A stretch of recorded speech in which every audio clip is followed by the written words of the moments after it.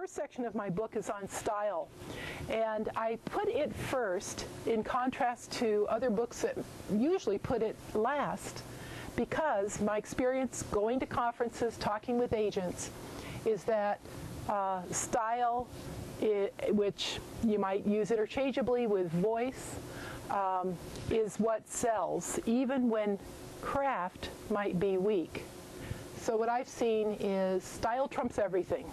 If you have a strikingly original voice, then many agents have said if there's that and, you know, some good story, they'll work with the writer on the techniques of craft.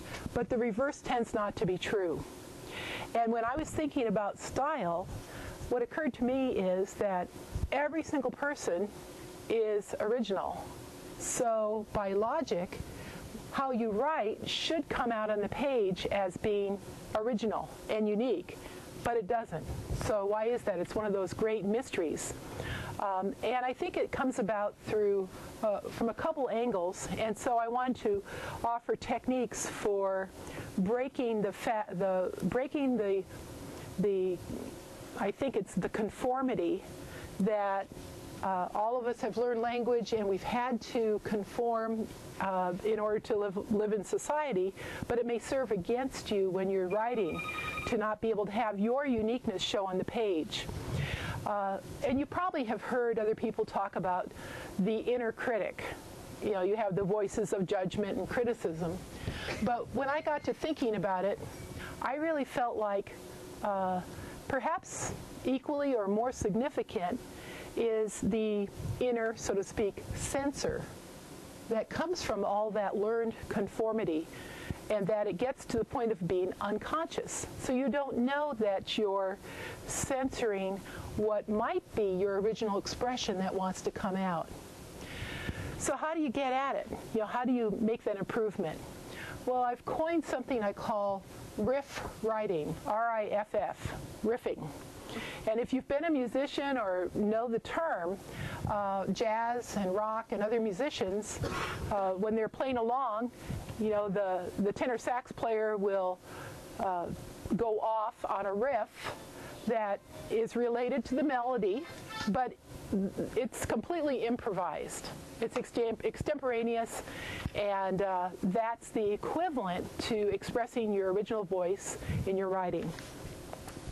So the way that I think you can use riff writing in revision is finding places in your stories where you spot that it's tight or it's Spartan and there could be more made of it.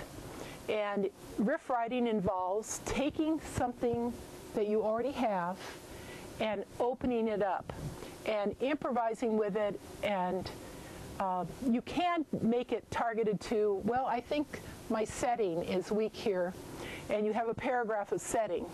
And so you just take this, you say, I'm going to riff write on setting, and open it up and write more and more and more about that. You can always cut back later if you get too much. Almost everybody underwrites. Well, I want to read you an example of before and after riff writing. And what I did, throughout the book, I wanted to use exemplary examples.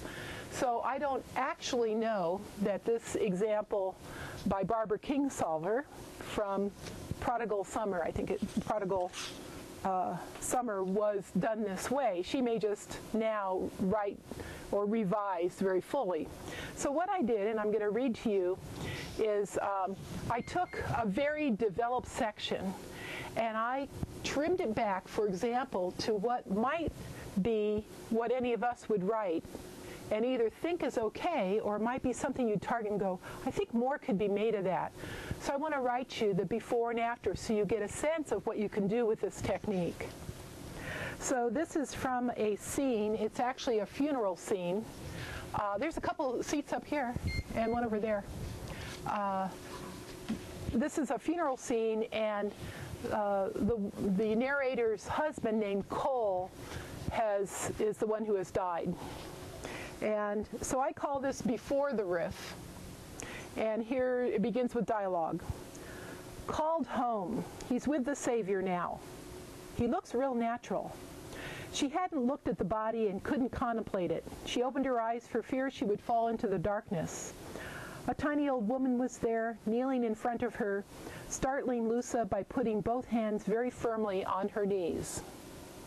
I don't know if you could kind of get that whole setting, but it's okay. You've got dialogue, you've got the inner development of the narrator, and hi, Catherine. So now I'm going to read you what Barbara Kingsolver actually wrote so you get a sense of how something like that can be opened up. Called home. He's with the Savior now. He looks real natural.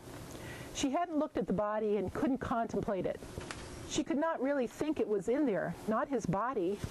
The great perfect table of his stomach on which she could lay down her head like a sleepy schoolchild, that energy of his that she had learned to crave and more to like and move to like an old tune inside her that she'd never known how to sing before Cole. His hands on her bare back, his mouth that drew her in like a nectar guide on a flower.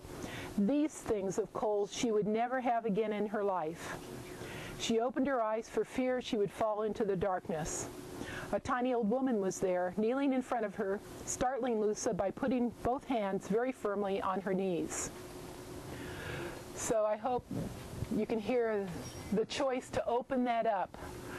So in your writing, find tight paragraphs, short, Spartan type writing. More often than not, writers underwrite rather than overwrite.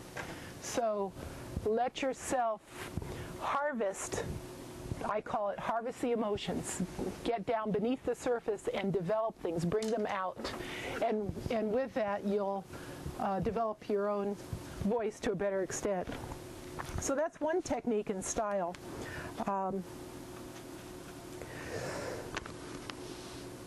I talk in here about basically two ways to improve style. The one that we were just talking about comes from inside you out. You're in revision, slowing down and trying to find the feeling and letting whatever imagery comes out to develop it. So that's tuning inside. There are lots of things you can do to improve your style that occur, I call it, from the outside in. And that's what I think of as wordsmithing. It's making alterations to the language. You can do it from a list and apply it without having to do that inner process.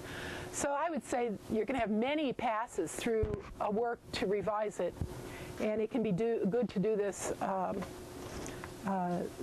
in the outside in at a different time than the inside out.